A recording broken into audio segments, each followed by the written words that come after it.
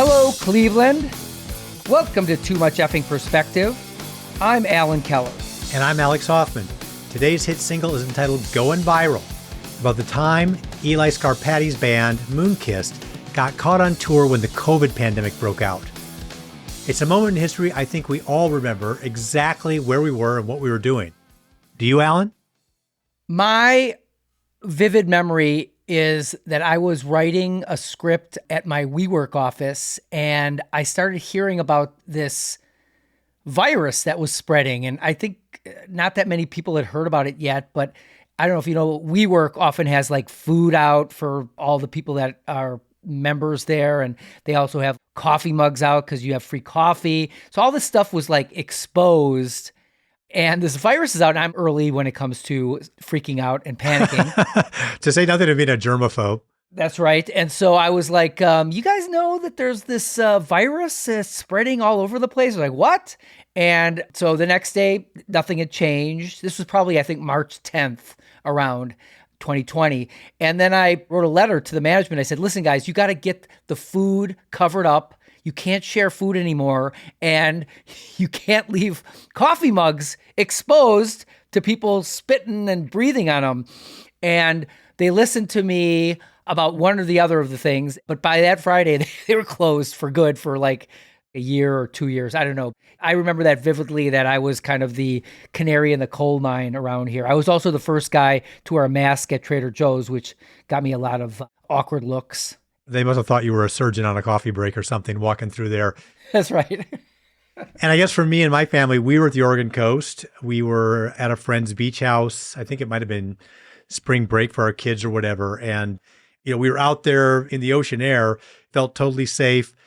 Of course, no one knew how it was truly transmitted at that point. But the day we came back from the coast to Portland, the day we were driving was the day that the state of Oregon literally shut down all the state parks and state beaches in an effort to put a clamp on tourism and just stop people from moving around. We were glad to have shoehorned our little vacation in, but it felt pretty profound when it came down. Well, we've heard stories from some of our guests too about having to cancel events and tours, like Patterson Hood and Mike Cooley from Drive By Truckers, who literally had their 2020 tour shut down during the sound check of their very first gig. And they said, oh, we thought we'd be out of business for maybe a week or two, right? They didn't think it was going to be this massive thing. Of course, they didn't get back on tour for at least a year. Yeah, I think that's right. And when we had Corin Tucker and Carrie Brownstein from Slater-Kinney on the show, they were telling us about their bus driver in Europe in early 2020 who was very sick. You know, they had no idea. They just thought he had a terrible cold and the flu and all these things wrapped up into one. But looking back, they were thinking that perhaps this person was like patient zero for COVID in Europe or something like that. Well, we should also say, and this is more sobering, is that we had Jody Porter on from Fountains of Wayne, right, and Adam Schlesinger, who was their phenomenal songwriter, bass player, an extraordinary genius. He was one of the first known people to die. He died of COVID, I think it was April 1st, 2020. So, right, yeah. Obviously not all fun stories about No, very serious and sobering. And look, we've lived through some extraordinary times over the past decade, and we may be heading back into extraordinary times. But in any case, let's hear from Eli about the time Moonkissed was caught on the road during the pandemic. It was our first year that we were going down to South by, so it was just the beginning of 2020. And it was like one of our first bigger tours. Booked it all ourselves, playing like house shows, basements, and it was going amazing. It was just like a dream. Everyone was loving it. We did a writing and recording session in Nashville. I was only 20, dropped out of college to be in this band, and was just like living this new, exciting rock star life. I was like, this is the fucking coolest thing in the entire world. And so we're touring down. We get to like maybe Tennessee at some point. I remember being in Alabama, and my two bandmates keep being like, oh yeah, like COVID-19, whatever, coronavirus. I was like not tapped in. I was on my phone, like looking at stuff. I just saw like one meme. It was like coronavirus. I didn't know what was going on. I thought it was not a big deal, whatever. But my bandmates, each stop along the way, are getting increasingly anxious about it and more upset. This is not looking good, blah, blah, blah. My family members are calling me. They're saying XYZ, like this is whatever. I don't know why. No one's calling me. I'm not looking at any of the news. I'm not seeing anything on my phone. I'm driving, whatever.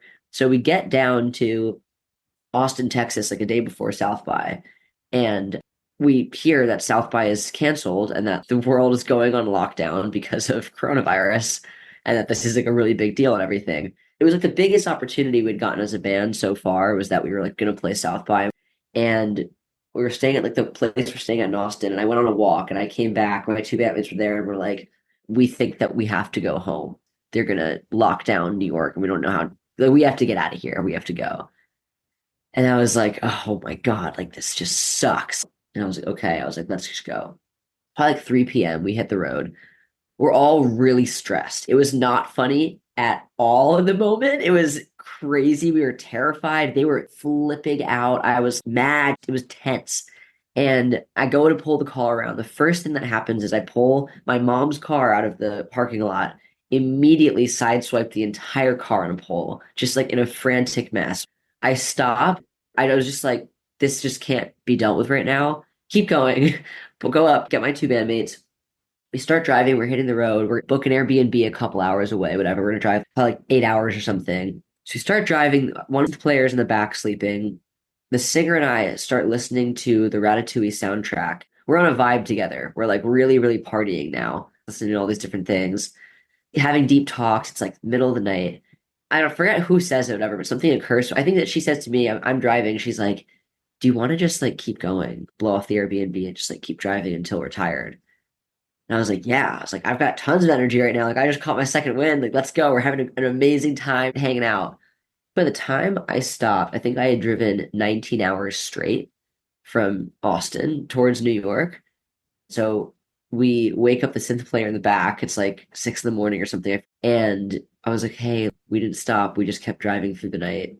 It's your turn to drive. Because the singer doesn't drive also. With three people, two of us drive. And it was a 24-hour drive back to New York. So we wake them up. They're like, okay. They get gas station coffee, finish the rest of this drive. And so literally 3 p.m. one day, we're in Texas.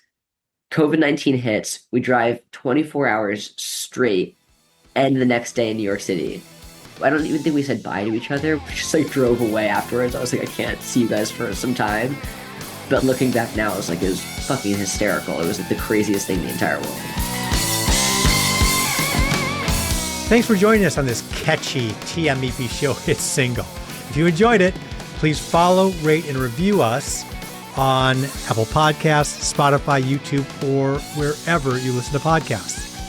And tune in next time for more great Spinal Tap moments on Too Much Effing Perspective.